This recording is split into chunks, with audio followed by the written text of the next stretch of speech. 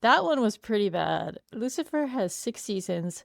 I watched all 6 seasons in 6 days. So, that's a lot of TV. It's actually kinda scary too.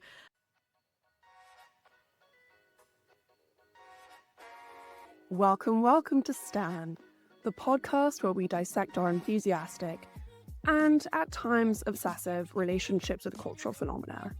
I mean, have you ever caught yourself unironically insisting that it's not just a phase? Or stayed up all night to finish that book that you just can't put down? Or have you ever had such a huge crush on a celebrity that it made your heart physically ache? I have. So join me as we figure out why certain things or people capture our attention and affection so well. I'm really happy that you're here. This episode is a masterclass in Ask and You Shall Receive. I have mentioned 4 million times that there are a few, with emphasis on few, examples of culturally American behavior that I think are so wonderful and I'm so pleased to have been exposed to when I was forming my identity and approach to life when I was super young. Here's a phrase that I really associate with Americans: speak it into existence. I say it's American because elsewhere, and I don't just mean on TikTok, where faceless influencer accounts will insist that moving in silence is the best thing to do. But I do think that there is a huge fear of being cringe and being the butt of a very long-term joke. I mean, imagine this ill-conceived clip of you in an interview returning to trending TikTok sounds every month. One thing was I went into the Disney Channel building and I sat down with the president of Disney Channel and I said, I want to make history. And that's what this is. But on the other end of it, that kind of tenacity and willingness to jump in and ask for what you want and put your ideas into practice is so inspiring. And these qualities are entirely embodied by our guest this week, Crystal Watanabe. I'll let her tell you her story in full, but imagine getting hyperfixated on a new favorite TV show and only a few months later taking calls with all your favorite TV stars and planning projects with them. The show that Crystal hyperfixated on is none other than The Mentalist. If you haven't heard of it, you're in good company because I hadn't either. But it has a really great premise. The show began airing in 2008 and aired 151 episodes over 7 seasons until 2015 on CBS. The show follows the tried and true crime procedural, but with a twist. The story centers around the reformed con artist and certified hottie, Patrick Jane. Jane grew up on a carnival ground and was taught by his father how to use deduction to read people's behavior and manipulate them into thinking that you have some sort of psychic power. Essentially, he's a hugely successful con artist. He often reminds his scene mates when they start to get dazzled with what appears to be supernatural knowledge.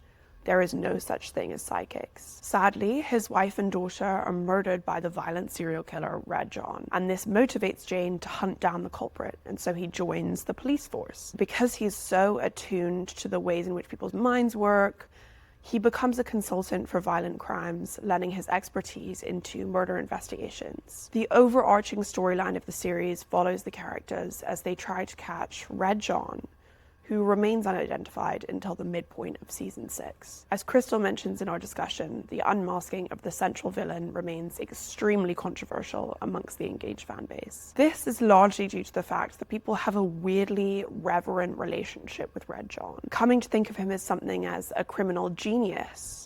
Crystal and I discuss the ethics of creating fandoms around supervillains and whether it speaks to anything in our psyche that we should maybe avoid. The other main draw of the series was Simon Baker, the actor who played the eponymous Mentalist. His performance led him to be nominated for a Golden Globe, Emmy, and the SAG Awards. There was nobody better to speak about The Mentalist than Crystal. She is the admin of the Mentalist subreddit, runs the Mentalist Discord, and makes a rewatch podcast for all your fave crime procedurals. She's created this entire thriving digital community that has grown into in-person relationships. a place to workshop fanfic writing, and even connect with the creators of the show that they all love so much. Crystal is a living testament to what makes fandom so special and inclusive and worthwhile. I was so lucky to speak with her. We get into so many things, like the safety of watching and engaging with chaotic characters from a distance, the benefits and dangers of having one driving narrative thread for 7 seasons, and just exactly how slow a slow burn romance can get away with. I had so much fun speaking with Crystal. At points, she schooled me on internet communities, but never unkindly, and I learned so much from her. I hope you enjoyed the conversation as much as I did. My name is Crystal Watanabe. I go by the name of Pico sometimes, or I guess often on Discord. I edit fiction novels. I have a bunch of novels that I've worked on behind me. In my spare time, I'm a mega fan of a lot of different things, and I really pour my energy into it because that's what I do for fun. So I was very impressed because in our emails, you were like, oh, and I've met some of the cast members. And I was like, oh, maybe she met them at an event or a meet and greet or whatever. But it's you going on their podcast, and every single comment is like, Crystal is so amazing. She's so funny. And I was like, oh, so she was out here leading the conversation. She was showing the cast members who's boss. I know you run your own podcast. Are you in season at the moment for the Rom Com Detectives? We're a rewatch podcast. It's called Rom Com Detectives. And so we break down various TV shows in the genre. So right now we're doing Lucifer, we're doing The Mentalist, and we're doing Castle. So I alternate between 3 different co-hosts. And so there's no real break because these are all old TV shows. So we've been going, I think we just did episode 55. So yeah, we're just nonstop. Today, we're going to talk about The Mentalist, which I did not know about at all. My first question was, when was your first encounter with The Mentalist? Okay, this is going to sound so silly, but I had heard of the show before, like in passing. I watched the show Psych, and they mentioned The Mentalist on that show several times, but it went right over my head for some reason. And I just thought the title of the show was kind of stupid. It's just like, what does that even mean, Mentalist? It's not the best. And then I would see the thumbnail on Hulu, and it was just this yellow drawing kind of thing of the main character, Patrick Jane. He's standing in front of a brick wall. And I tell this to people all the time. It was just not attractive to me at all. Like, it didn't draw me into wanting to watch the show. Actually, what started my whole love of this genre in general was Lucifer, and I just got drawn in by the Lucifer thumbnail one day, randomly on my birthday one year. But I was bored that day, so I was just like, whatever, I'll give it a try. So I pressed play, and oh my god, that was that was it. It was the first episode that hooked you in. Yeah, the pilot was really good. It hooked me in, and that was in summer 2024, so not that long ago. Oh, not long ago at all. Yeah, And you're yeah. already on their podcast. I watched the show 3 times in 3 months. I was really, really into it. And then I watched it like probably every day for like 6 months. It's really good.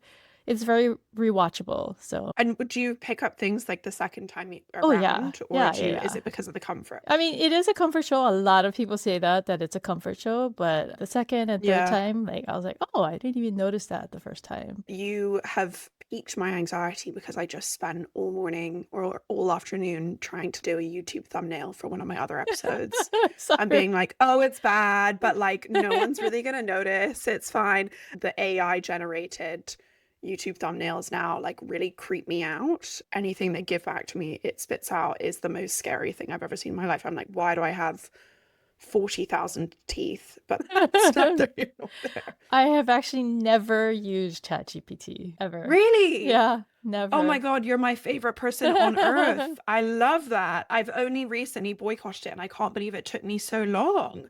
How have you managed to avoid it? You're already an editor, so Yeah, I've just never had any interest in it. I don't even know where to go to use it. I'm very impressed by that. I'm on LinkedIn all the time because I'm freelance, and so I'm always looking for new opportunities. And seeing people, I don't know if you are like very active on social media, but were you aware of this trend where they were like, oh, I asked ChatGPT to upload a caricature of me on all the information it's amassed on me and my job and my life thus far. And I'm like, that's a really cool way to tell everybody that you have been putting your personal information and like your company's professional information into, it was just a very odd thing to be doing that every single day for 6 months is very intense. And I guess you spend most of your free time doing this fandom stuff and like operating in that area. Or are you often someone who gets very caught up in a specific story and has to consume all of it at once? Or was this taking you by surprise? No, I mean, like I said, I started in this genre of TV shows in general with Lucifer. That one was pretty bad. Lucifer has 6 seasons. I watched all 6 seasons in 6 days. So that's a lot of TV. Yeah, it's actually kind of scary too. I don't think I would call it unhealthy. I was just working a lot. I was burnt out. I wasn't watching any TV. I had stopped going to the movies. I was just tired. And my birthday rolled around one year and I was like, you know what? I'm sick of like not doing anything fun anymore. I watched the first one. I was like, oh, this is a police show. I had no idea. I just kept going. I became a pretty frequent hyper binger after that. Like I can just plow through a TV show really fast. Since I work for myself, if I have free time, I just go. You've mentioned, oh, I really like that genre. It's the crime procedural genre. Is that correct? Yeah, that's what my podcast is based around. I consider it romantic comedy on TV, but also mixed with police procedurals. So Castle, Fringe, Bones, stuff like that. What is it about the genre that you think is so compelling? I like the romantic comedy genre in general, like for movies. I was a original X-Files fan back in the 90s too, so they kind of invented that slow burn comedic police kind of investigative genre. I guess I've always kind of liked it. Around the 2000s and on, it was a really popular show format. So You a romantic kind of person? yeah. If for some reason I can't watch any rom-coms anymore, I don't know why. In terms of The Mentalist, what was it that drew you into the story? Was there anything about it that you resonated with in particular? If you watch the pilot, it establishes the main storyline pretty quickly. Patrick Jane, the main character, he's on a quest to find the killer of his family. I mean, that's kind of a heavily reused trope, but it was still interesting just because paired with the character himself, he's very interesting. It's Yeah. just the way that he's very chaotic, but he's fascinating. I think that's my main draw to the show is the main character. The actor, do you see them as one person, the actor and the main character, or do you see them as like No, two separate no. entities? I keep them pretty separate. So Did you have a favorite moment or scene that you were like, oh, I know I'm going to be hooked for the long run? yeah, it's towards the end of the pilot when he goes home and he sees the note on his door. I was pretty hooked from there. You said it was an instant hit. How did your relationship with the show grow and how has it manifested over time? I finished the show in summer 2024 and I watched it again. I kept myself off of social media just because there's a big mystery in the show. I don't really like spoilers. I wanted to know who Red John was. I wanted to know what happened with Patrick Jane after, but I didn't want to know from like Google searching. Yeah. Yeah. So I watched the whole thing without interacting with anyone. I didn't go on any forums. I didn't go on social media or things like that. But after I finished, I felt so good. You know, the ending was so amazing. And I was just like, okay, now I can go interact with other fans. So I went on Reddit and I was just posting there all the time. And it seemed like it didn't really have any moderators, like nobody was really active. And so I was like, "Oh, I'll do it." There's this thing on Reddit where you can kind of take over like a dead sub, where if like there's no active moderators, you can petition with Reddit to take it over. But with this one of the moderators came back and they were like, "Oh yeah, you can be a moderator." So he brought me on and then they let me do whatever I wanted with it. So I changed the banner. I added all kinds of like fan flares and things like that. So you could categorize your posts and put things on your users and stuff like that. So I just stayed really active and I did that for several months. And in the meantime, the 10th anniversary of the finale was coming up in February 2025. And so I was like, oh, it would be really cool if we got to do you know what AMA is? No, I was about to say you're putting me to shame with all of this. You were like, oh, it's really big on Discord. And I'm like, yeah, sure. I know exactly what you're talking about. I don't know anything. So yeah, please tell me what AMA is. Oh, so AMA stands for Ask Me Anything. It's this thing that people do on Reddit where you get a celebrity or someone who's like a professional in a certain field or someone knowledgeable about a certain topic, and people can ask them anything they want and they answer questions. And so a popular thing in like the entertainment parts is to have actors come on and do that. So what they do is they take a proof picture to prove that it's actually really them. They'll write like, oh, I'm gonna do an AMA at this certain time on date, then at the time they come on and they answer questions. Is it a written thing, or are they doing a live It's all stream? text based. No, Okay. it's all text based. Yeah. Mm. I contacted as many cast members as I could, and I didn't hear anything back until Tim Kang, his manager, replied and said, "Oh yeah, he'll do it." And I was like, "Yes, I have at least one." And then I got a bunch more people interested, Amanda Rigetti and Owen Yeoman. And so I had the three of them lined up, and everybody was really excited about that because it's an old TV show, right? So people don't really think that people want to come back and do anything to do with their old work, but they were game. And when you were getting in touch with the people, were you DMing them on Instagram? How were you getting the names of the agents and their managers? There is a website where you can subscribe and you can get contact information for their teams. I'm so overwhelmed by this organization. I'm painfully typey, unfortunately. And you're like, yeah, 3 months in advance, I was putting together all of these things so that everyone could meet. I know that Reddit's kind of going back up. I think I saw a statistic recently that people are coming off of TikTok and coming more onto Reddit because of the long form, more genuine, more authentic content. It's been less taken over by this AI slop. What do you think is special about Reddit? It's like, what kind of value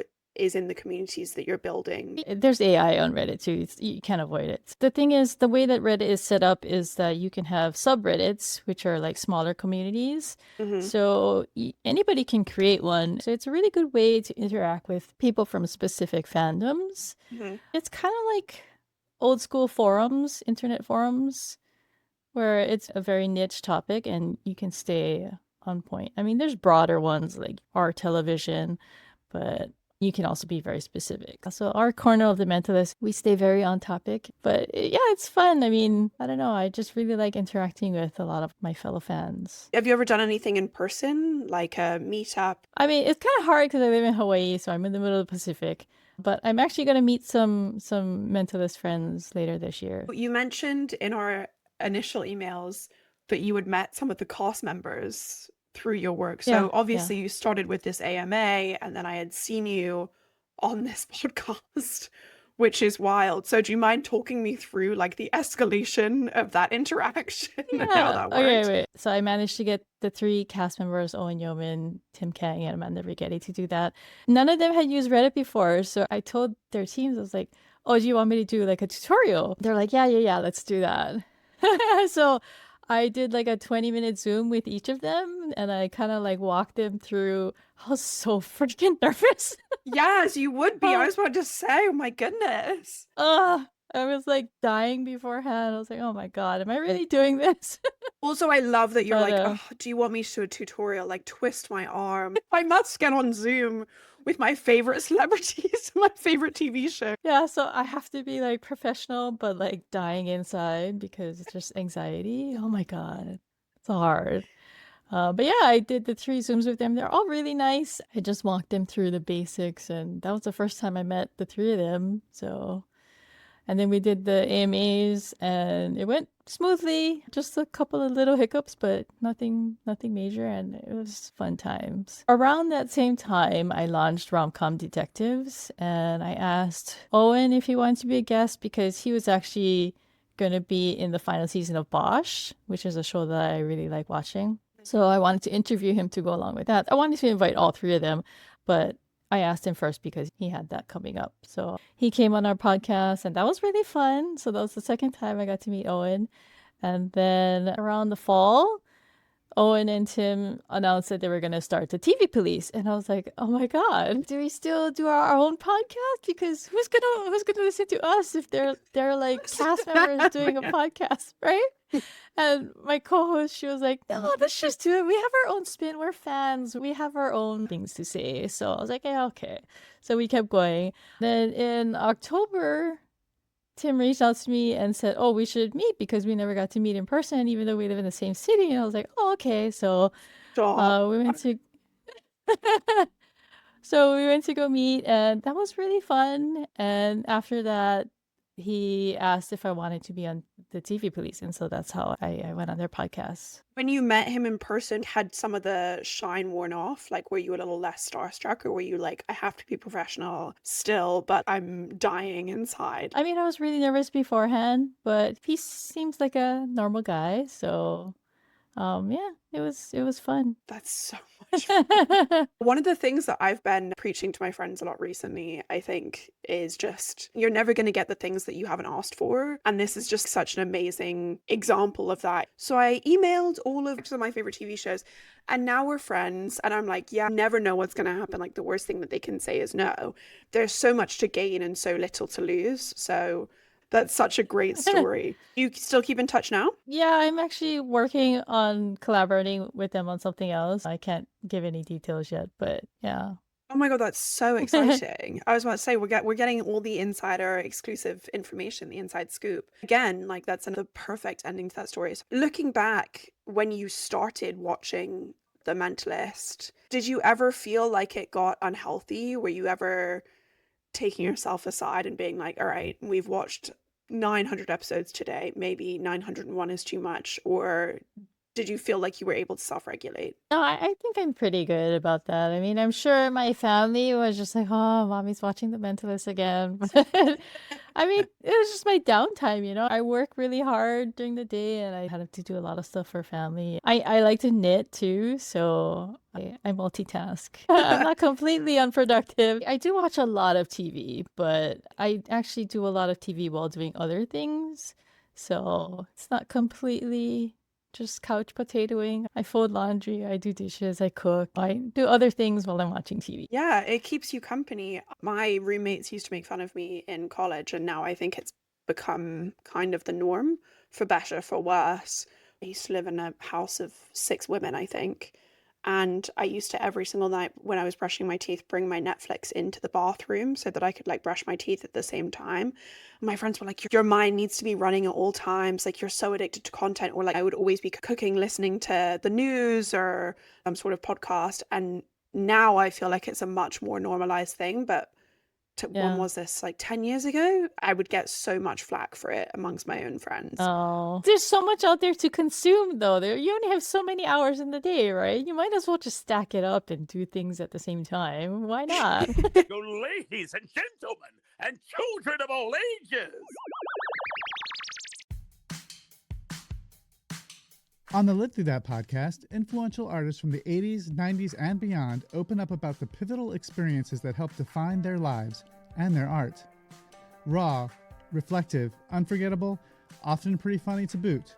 These are the stories behind the songs from the voices that lived through it all. That moment that you step on top of the pops, your life completely changes. So let's take drugs. And all the time. Shall we dare to actually do our music without our mates messing it up with drums and guitars and crap? I turned my back to the crowd because I was sobbing. Tears were streaming down my face. Listen now wherever you get your podcasts. Thank you for having me on the show, Mike. Running the subreddit and being the moderator and seeing all the discussions that people have, what would you say defines a typical fan of the show? I mean, there's like several like subsets. Some people focus on the romance, the main relationship. It's a very slow burn.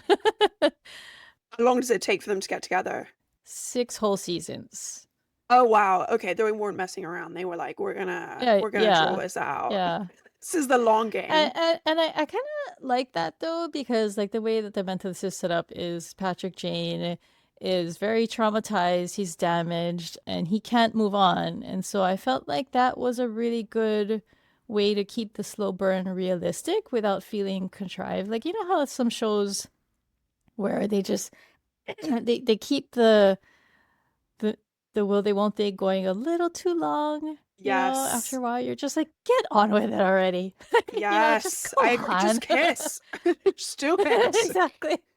But I felt like with the Mentalist, the way that they had set up the barrier for the main couple was actually really effective. So it felt more natural to me. Yeah, one of the best pieces of advice that my mother has ever given me. I remember talking to her about what I believe to be, having watched a bit too much TV, my own slow burn romance in college, and talking to her about it one night over dinner. And I was like, yeah, and, things are just really complicated. And she was like, honestly, it's not that complicated. You either want to be together or you don't. And I wasn't super traumatized. I didn't have a reason why I had to be single. And now I find that the slow burn romance that has leaked so much into my life and my friends' lives are like, oh yeah, things are just, we can't really be together right now. And I really needed that wake up call from my mom to be like, it's actually not that deep. And you guys can just get it over with and kiss already. I don't know what you're waiting for. Those contrived slow burns are pretty painful sometimes. Emily, have you noticed that fan fiction is everywhere lately? Everyone and their mother is talking about fic. But, is it just me, or are a lot of people getting everything about fandom wrong? It's definitely not just you. Good thing we can do something about it. Hi, I'm V Arrow. And I'm Emily J. And we host This Week in Fandom History. Whether shipping is a new word in your vocabulary or you were an early adopter of the Omegaverse, This Week in Fandom History is your source for all the context mainstream conversations about fandom are missing. We take a weekly deep dive into the events that shaped fandom as we know it, and we look at why those moments still matter today. From Victorian Sherlock Holmes fans wearing mourning garb to the immortal Ebony Darkness Dementia Raven Way, we get deep into the who, what, and why behind fandom's highest highs and weirdest lows. Follow This Week in Fandom History on Spotify, Apple Podcasts, or wherever you listen to podcasts. Working in the crime procedural drama, the rom-com, is there anything that differentiates the typical fan of The Mentalist from other crime procedural dramas as well? How would they be identified, defined? Like, what do you think they're drawn to? People are pretty drawn to the similar brand of shows. People seem pretty drawn to Patrick Jane. It's like people love Sherlock Holmes. Patrick Jane is basically another variation of Sherlock Holmes. He's very observant, he's very quirky, and he's kind of chaotic. So people tend to gravitate for that kind of character. I would say the most typical fan just really likes his antics, and they really like the way that he uses his observation and his trickery to solve crimes. So yeah, and it's the same way with Lucifer, right? He's the devil. He's very cheeky, but he's got connections. He's rich. He's got all this insight, and he speaks every language. So that's why people like him, is because he uses all these tools in his skill set to help solve crimes, right? Is there a type of identity that everybody in the Mentalist fandom kind of shares, or like characteristic that you think they align with? I guess I just find it entertaining to see the way that he sows chaos and then uses that to kind of get context clues for what he's looking for. Because that's his thing, specifically Patrick Jane. He will poke at people, he'll prod them into like losing their temper, and that then reveals something that he's looking for. Some kind of tell, some kind of detail. Sometimes it's off-putting. Most times it's pretty amusing, just because that's how he catches the killer, right? I guess it's just a mystery factor. On a bit more of a personal note, do you have anyone in your life like this? I find that often we're very drawn as people to anti-heroes who are very compelling in these TV shows, but I'm sure that if I had someone like that in my actual life, I would find them insufferable. Do you think? Yeah. We talk about that all the time in Discord. We're like, well, if we actually knew Patrick Jane in person, he would just drive us crazy, right? Yeah. So I think it's funny to watch from an outside perspective. There's like a safe. safe level of removal, because you're like, this would be absolutely irritating to be around. How was your self-perception affected or defined by your relationship to the story? So obviously you took on more work in terms of like podcasting or moderating this Reddit, but do you feel like there were any changes internally or like any practices that you implemented into your own life because of what you had seen in the story? It just became like a very calming kind of thing for me. As an editor, I just stare at a screen all day. And so watching the show and interacting with people and podcasting, it's a really good creative outlet for me. I work so much editing other people's work. When I turn that off, I kind of want to create my own stuff because I'm a creative person in general. So I just, that I think that's why I've been pretty good about keeping up my Hunger Games podcast. We just kind of get together whenever we feel like it. No schedule. And then I have a silo one, and that one's been off season for like 2 years now because the show's in hiatus.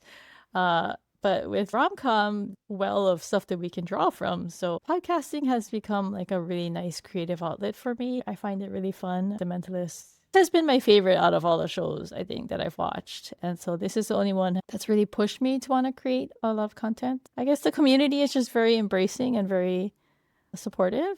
And also because with like streaming, people find the show. I mean, like me, like I told you, I had never heard of Simon Baker before. What a difference 2 years can make, right? People come into the subreddit all the time, like new fans. It just grows, because I mean, the show had a huge following when it was on the air, but I had no idea. I mean, I was busy raising my little kids, and it's gonna hit Netflix in a bunch of other countries next month. I think UK and Australia and Canada, 3 big ones. So I'm guessing there's going to be a lot of new fans coming in next month. And what are the main discussions that they're having on the Reddit boards? Is it looking for clues? Is it discussing the characters or alternative storylines? Like, where do the discussions usually go? A lot of our discussions center around disappointment about Red John, because that's the big mystery of the show, is who is Red John, who killed his family, and is he going to catch him? And so when people get to it, they're either really disappointed because he's built up so much, or they're just like, oh, that was perfect. A lot of people will come on, they're like, I got a better idea of who should have been Red John, or I was so disappointed. That's the big discussion point. But other than that, people discuss Jane and Lisbon, the main couple. They talk about Kimball Cho because he's like the standout side character with his like dry humor, and people love him. It's fun, I think, for me to have people come and say, I didn't understand this part. Can you explain this? And so, you can draw from, I like that the show, you can draw from other points, other episodes in the show to answer a question in one particular episode. Like, he does this because in this episode and in this episode. So I like that. You feel like there aren't any inconsistencies in the storyline? There's a lot of loose ends, but overall, it's a pretty complete and really well done show. I have 2 questions. So you said a lot of people were disappointed about Red John and the reveal. What usually happens when people are really disappointed about the way that a show goes is a lot of fan fiction comes out. Like, people write their own alternative endings. My first question is, can you explain the controversy around the Red John disappointment? And second of all, have you engaged with any of the fan fiction, or have you written any, or have you read any that you thought were really great?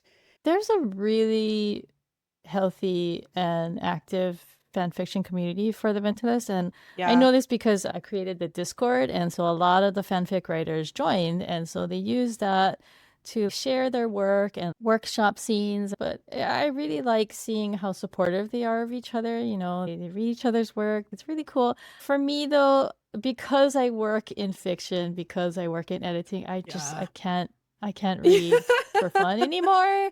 So I always tell them, I'm so sorry, but I don't read fan fiction just because I can't do it. I spend all my time working, reading things. And so I need something else. Wow, I've never heard someone say that, because being an editor is such a dream job. And of course, you're working with something that you really, really love. Like, I read, frankly, a disgusting and alarming amount. I love reading more than anything. I mean, editing and publishing is so difficult to get into.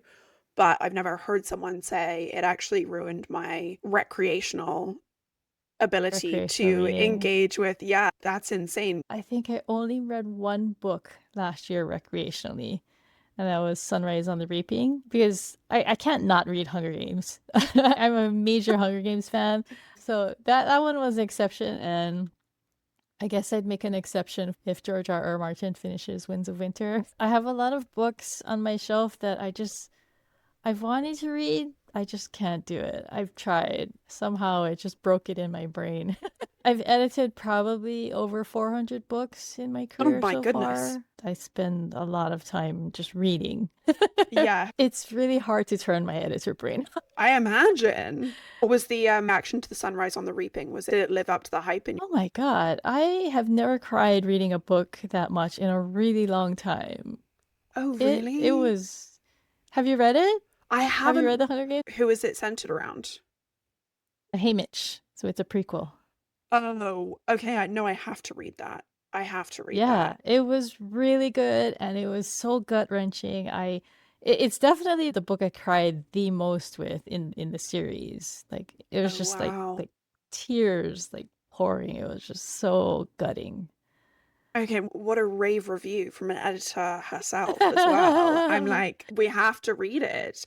Have you ever met Suzanne Collins? Yeah, I actually have. Very briefly, I went to the Ballad of Songbirds and Snakes premiere in Hollywood when that came out, and they had us in like the fan area, and she came walking by to sign books, and I'm really short, so I was like one of those people like have to like hold up my book, like, oh my God, please, please take it, please, please, please take it.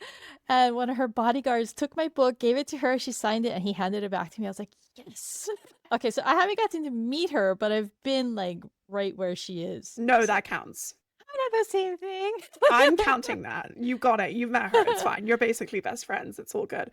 I think one of the things we also spoke about in the Hunger Games episode is the fact that it's one of the only films that I've watched after reading the book that the visuals of the film was better than what I imagined in my head. I also said, could you explain the Red John controversy? You said that a lot of people come on saying they were so disappointed. What do people say the issue was? I mean, it's a lot of different factors, and like actually, you know, when you asked about like the certain type of fan, there's also like I talked about how there's romance, the couple fans, there's the Patrick James fans, there's also Red John fans.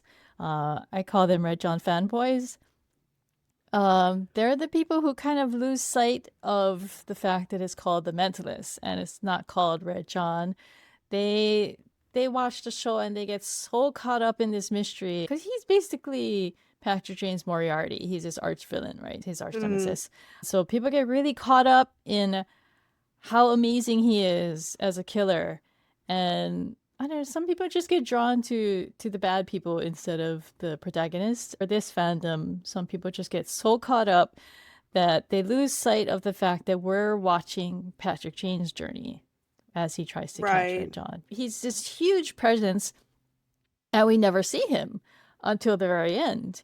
I don't know how to say this without spoiling it. You can. I think you can spoil it. It's been out long enough. I think you're fine. I guess when they reveal that he's just like some old guy, people are just like, I can't believe it was this guy. Well, that's kind of the point. You know, he was killing for decades and he's old now. He had a huge advantage in that they didn't know who he was. So he could operate from the sidelines. He could toy with them all he wanted because they didn't know who he was. If they knew who he was, if you think about crime shows like Criminal Minds, the killers who have the biggest advantage are the ones where they don't know who they are. Because once they know who they are, that changes like so much, right? They can look into all their past history. They can look at all their properties. They can look at their financials. They can hunt them down basically once they know their identity. With Red John, they didn't know who he was until the very end. And so he was always operating in the shadows. We never saw him. And he became this like huge, huge presence in the show. So much so that I think some fans just can't get over the fact that he's just some guy. I say this all the time on the subreddit when people post that they're disappointed is, you know, that's kind of the point.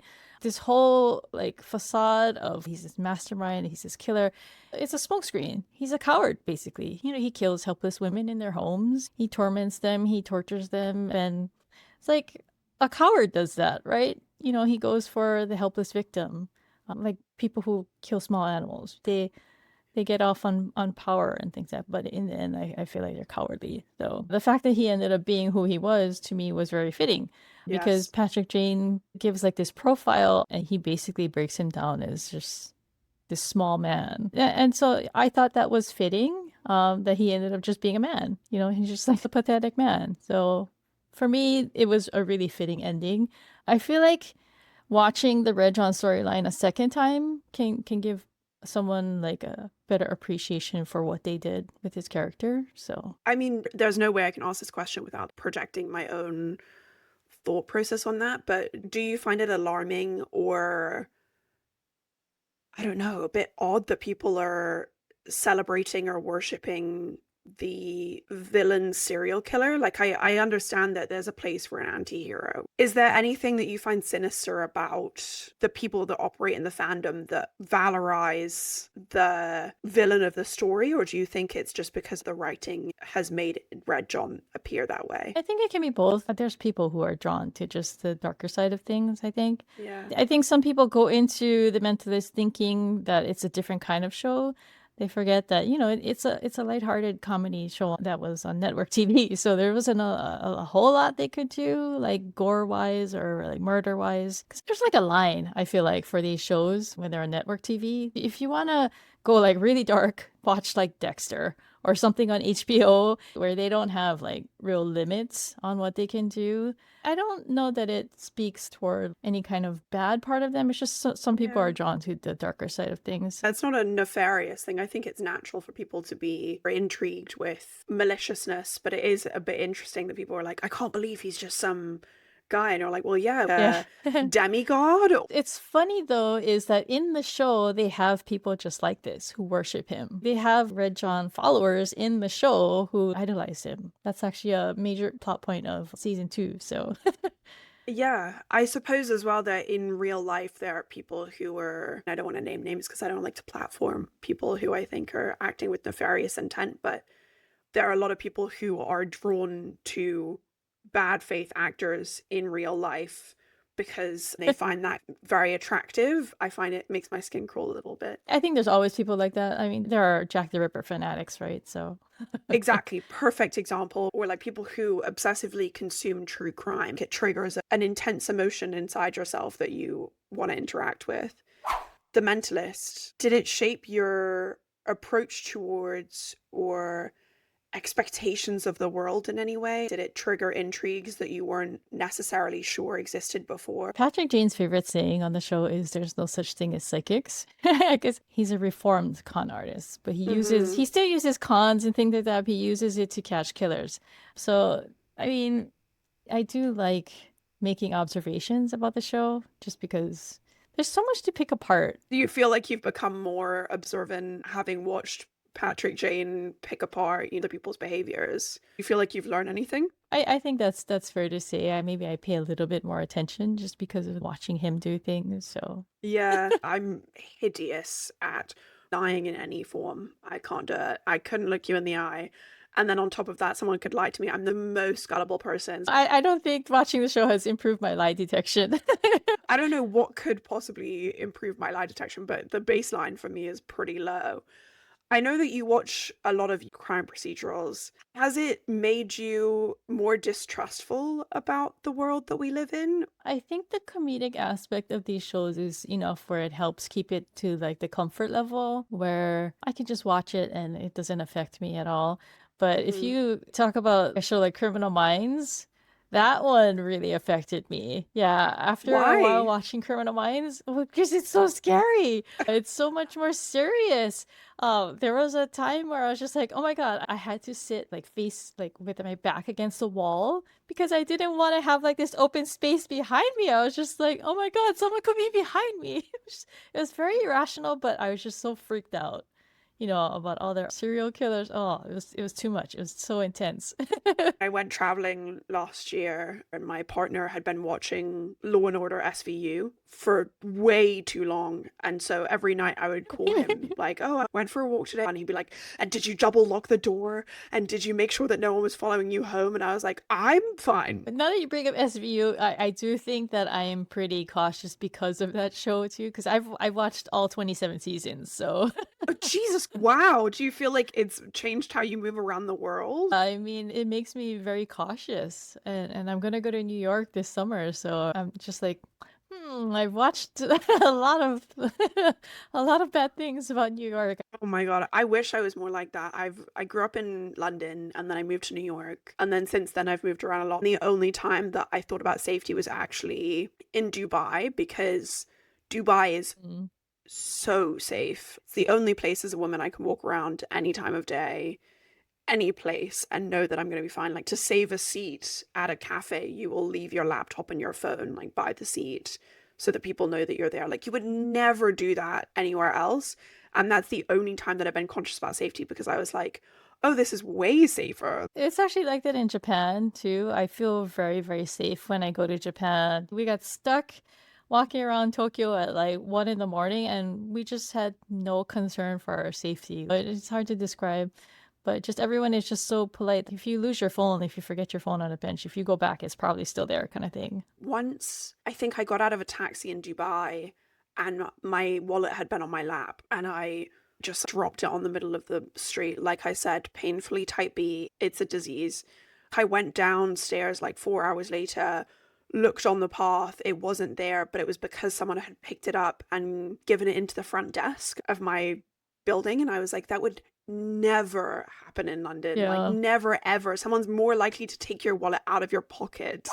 You obviously engage a lot with the community of the Mentalist online. You have your Discord, you have your Reddit, you have your podcast, you're working on other projects. Are you having those sorts of conversations in person as well, like with your friends and family? Have you converted them too?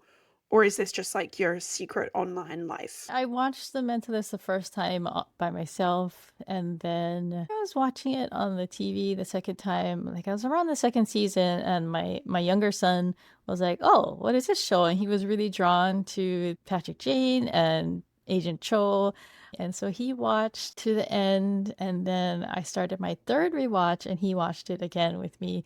And so he's my watch buddy now. He got to meet Owen and Tim very briefly when I went on the podcast because he had stayed home sick that day. Was he similarly Yeah. starstruck or less affected by? No, he's only 11, so he was just like, "Hi." You mentioned obviously your love for the main character. Do you have anyone else? I'm really drawn to Robin Tunney's character, Teresa Lisbon. She's very sassy. She's very small. I love her character. I love her so much. She's bossy. She's Jane's wrangler, basically, on the show.